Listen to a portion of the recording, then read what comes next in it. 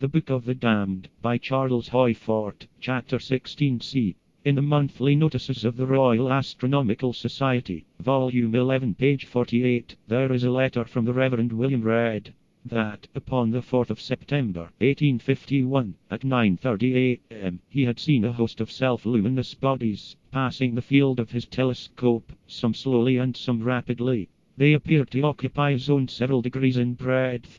The direction of most of them was due east to west, but some moved from north to south. The numbers were tremendous.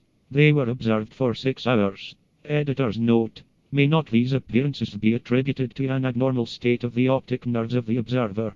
In Monthly Notices, Volume 12, page 38, Mr. Redd answers that he had been a diligent observer, with instruments of a superior order, for about 28 years, but I have never witnessed such an appearance before. As to illusion, he says that 2 other members of his family had seen the objects. The editor withdraws his suggestion. We know what to expect. Almost absolutely, in an existence that is essentially Hibernian, we can predict the past, that is, look over something of this kind, written in 1851, and know what to expect from the exclusionists later. If Mr. Redd saw a migration of dissatisfied angels, numbering millions, they must merge away, at least subjectively, with commonplace terrestrial phenomena, of course disregarding Mr. Redd's probable familiarity, of 28 years' duration, with the commonplaces of terrestrial phenomena. Monthly Notices, Volume 12, page 183. Letter from Reverend William Rutter Dawes, that he had seen similar objects, and in the month of September, that they were nothing but seeds floating in the air. In the Report of the British Association, 1852, page 235, there is a communication from Mr. Redd to Professor Baden-Powell, that the objects that had been seen by him and by Mr. Dawes were not similar. He denies that he had seen seeds floating in the air. There had been little wind, and that had come from the sea, where seeds would not be likely to have origin.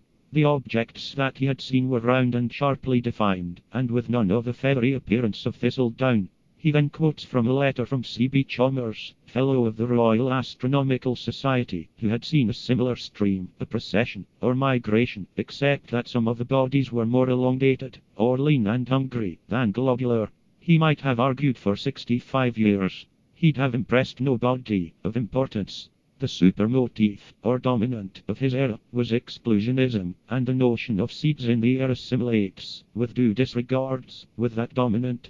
Our pageantries here upon earth, and things looking down upon us, and the crusades were only dust clouds, and glints of the sun on shining armor were only particles of mica in dust clouds. I think it was a crusade that Redd saw, but that it was right, relatively to the year 1851, to say that it was only seeds in the wind, whether the wind blew from the sea or not. I think of things that were luminous with religious zeal, mixed up, like everything else in intermediateness, with black marauders and from grey to brown beings of little personal ambitions. There may have been a Richard Coeur de Lion, on his way to right wrongs in Jupiter. It was right, relatively to 1851, to say that he was a seed of the cabbage.